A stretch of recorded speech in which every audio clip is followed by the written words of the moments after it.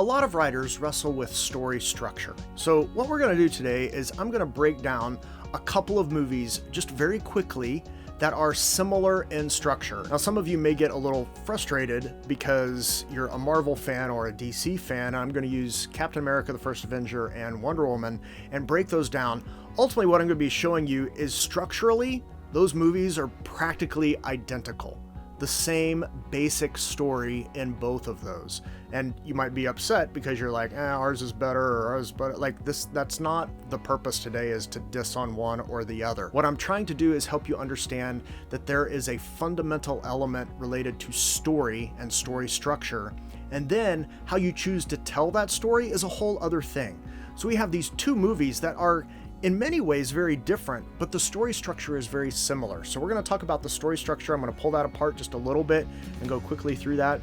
And then you can kind of make some extrapolations about some of the storytelling and storytelling choices as you want to do that. If you actually want more information on story structure, linked below is a free The Complete Guide to Story Structure. It's like 100 pages. It's long, it's robust, but if you want to know about story structure, that's your one-stop shop, so be sure to check that out. It's linked below. Thank you so much for watching. Thank you for liking. If you find value, please be sure to subscribe if you haven't done that. Let's not waste any more time. Let's jump in. Here at the beginning, I want to get something out of the way.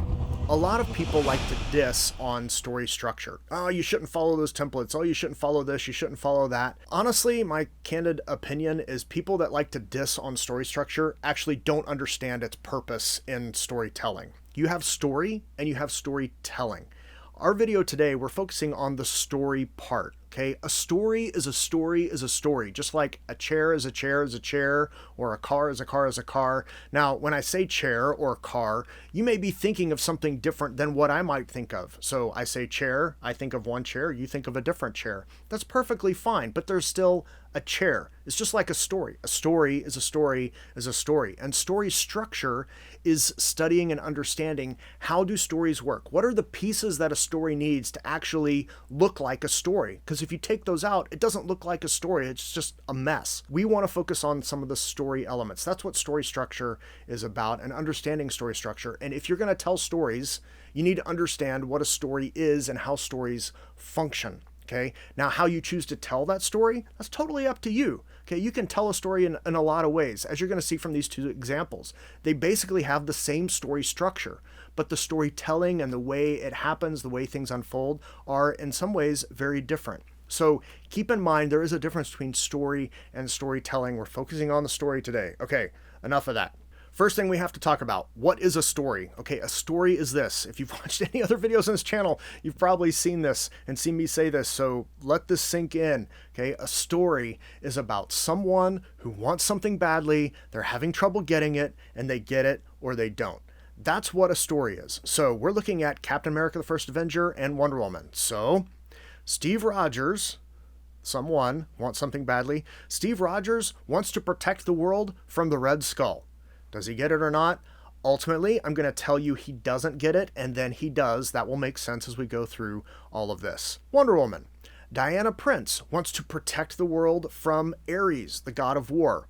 First, she doesn't get it. Ultimately, she does. Okay, so that's the basic definition of a story for these two things. But notice the similarity, right? Steve Rogers wants to protect the world from the Red Skull. Diana Prince wants to protect the world from Ares, the god of war. So you've got these two characters trying to stop very formidable forces. So let's talk about the big story moments. So these are just going to be the big, broad, sweeping moments. Again, if you want more information on story structure, check out that link below. It will really help you, I promise. The first thing that we do is in Act 1, we have a status quo. So this is just kind of the broad thing. So we have status quo in Act 1, something disrupts the status quo, inciting incident.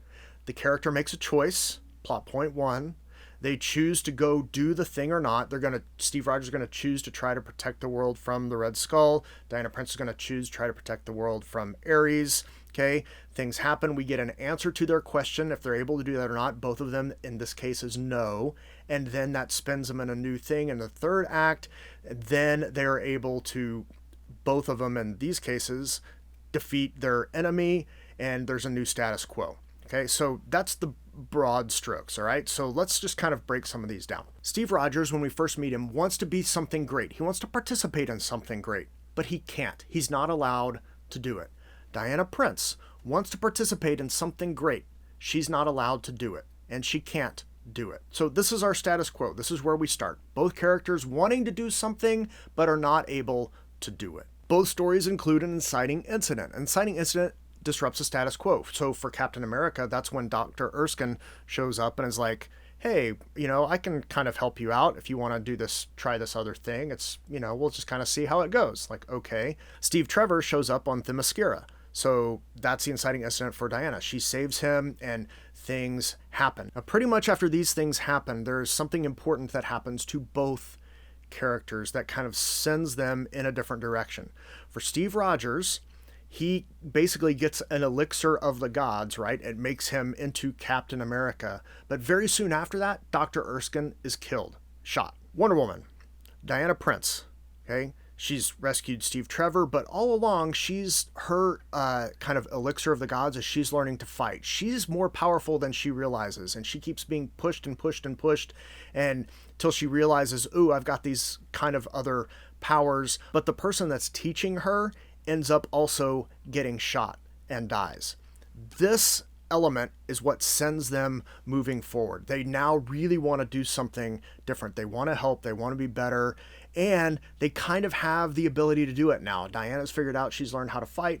Steve Rogers is now Captain America. He's got some other abilities. So we've got these two things that are now raising and changing the trajectory of both of these characters. So off they go, trying to protect the world. Steve Rogers doesn't quite know yet he's got to protect the world from the Red Skull. He's just wanting to participate in the war. Diana, she understands about Ares, and she's trying to stop Ares. So off they go on their quest to try to protect the world. And that's really plot point one. Steve is deciding to participate in the experiment. He decides to do it. He's going to do it. He's going to become Captain America, which should hopefully help him be able to help protect other people. Diana chooses to leave Themyscira. Okay, she's going to go do this other thing. So they're both like saying, okay, here I go, off I go. The midpoint of both of these stories is really where both characters initially feel inadequate and unable to help. So Steve Rogers is entertaining the troops abroad and finds out a bunch of them are captured behind enemy lines. He wants to go do something, but he's not allowed to go do it. You can't go do it. Well, I've got all these abilities. Like, what do you mean I can't go do it? No, you can't go do it. Diana also makes it to the front line. She's there in the trenches and people are hurting. She's like, I want to protect the world from Ares, so I got to protect people. And there's people that are hurting. People are dying. They're being enslaved. No, we can't go help them. What do you mean we can't go help them? That's what we're supposed to do. So both of them kind of have this moment where they're feeling like they have the ability to help, but nobody's letting them help. And so they both decide on their own that they're going to go and do the thing. Steve Rogers gets some help from Peggy and Stark and goes in. Diana is just like, I'm just going across this, even though Steve Trevor's told her it's no man's land. No man can go across this. And she's like, well, I'm not a man. I'm going across. So off we go, right? So we're going to go do the thing. And they both end up saving lots of people. Steve saves all the soldiers. Diana basically helps save a whole little town. Everything seems great. Both characters experience kind of a downward twist in the second half of the second act. Steve's closest friend, Bucky, seemingly dies. Now, we know in later movies he doesn't, but in that moment, we're like, oh, his best friend died. This is not good. Diana, who's just saved this town, goes off, and then they gas the town, and everybody in the town is dying. So what she thought she was doing to help didn't ultimately help. Steve Rogers thought he was helping, and now his best friend is dead. This is kind of a low moment for them. And then they're like, no, I'm going forward. Okay, I could walk away, but I'm not going to. I'm going to go forward. I'm going to finish the job. So Steve Rogers keeps dismantling Hydra, ultimately getting down to where the Red Skull is. They figure out where he's at. They're going to go get him. And right at that last moment, he's, captured. He's with the Red Skull, but then the Red Skull gets away. And Steve Rogers tries to catch him, but his shield gets caught on the door. It doesn't help. He's kind of trapped. Red Skull gets away.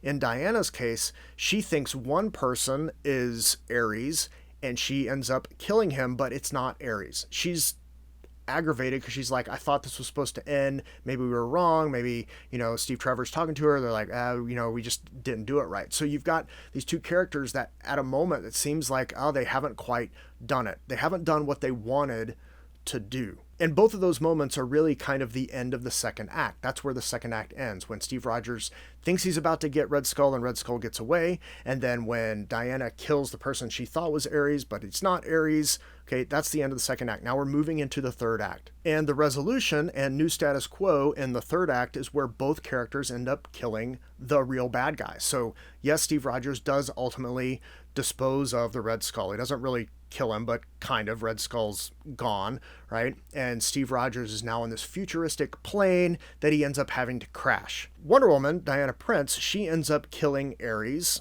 god of war, but what happened and kind of what gave her that impetus was Steve Trevor, lots of Steves here, Steve Trevor is in a futuristic plane that he takes off and is flying in, and it blows up, which drives her to then kill Ares. So in Steve Rogers' case, you have the death of the Red Skull, and then he crashes the airplane. In Wonder Woman, the airplane blows up, and then she kills the enemy. So that's really about the only moment where the story plot points in both these two stories, as far as story goes, where it just kind of flops. So that's about it. Otherwise, it's pretty identical. It's basically the same story. This, then this, and this, and this. The story is a story. Now, if you watch these movies, they're both very different. They feel very different, even though World War II, World War I, right? I mean, they're set in different times, but it's both a big war. There's lots of other stuff going on, but they feel different, even though they are fundamentally the same story.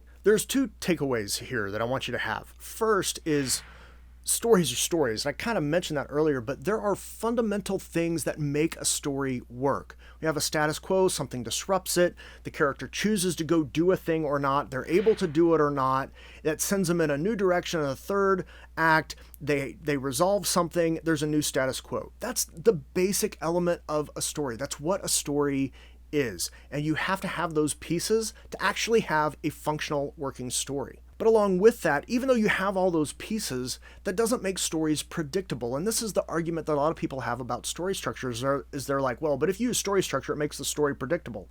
No, predictability is not what's going to happen. Okay, predictability is how it's going to happen. If I can't anticipate how something's going to happen, okay, now that's predictable. If I'm just assuming like, ooh, Captain America is going to fight the Red Skull, and then Captain America fights the Red Skull, and I'm disappointed, like, well, that was predictable. Well, of course it's predictable. It's actually inevitable. That's supposed to happen, right? I mean, there's things that should happen in a story that are inevitable, okay? And you want those inevitable scenes, but you just don't want them to happen in predictable ways. I shouldn't be able to guess how that's going to happen. I should anticipate Captain America is going to fight Red Skull. I should anticipate Wonder Woman's going to fight Ares. But how that happens, I don't know.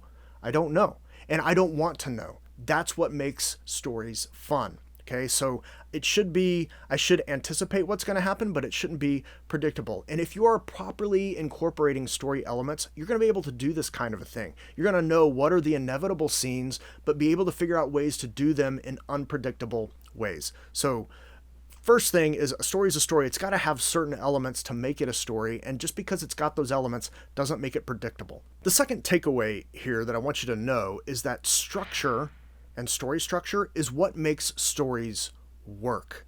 Okay? Storytelling, well, that's a whole different thing. That's how I tell the story. I've got to first make sure that I've got a complete story. And this is the mistake a lot of writers make, is they start trying to do the storytelling before they figured out the story. You need to figure out the story. What makes the story work? What are the big points along the way? And if you can figure those out, okay, now I know where the story is going. Now I just figure out how to tell it, and tell it in a compelling way. Those are two very different things. So don't confuse them and say like, if you use story structure, that's storytelling. No, it's not. Those are two very different things. So don't confuse those two, okay? Because they're not the same thing. Hopefully this has been helpful to you. If it has, please be sure to like, subscribe, bell.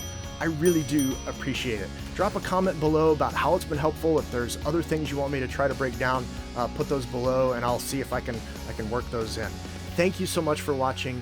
When you go to tell a story that matters. See you later.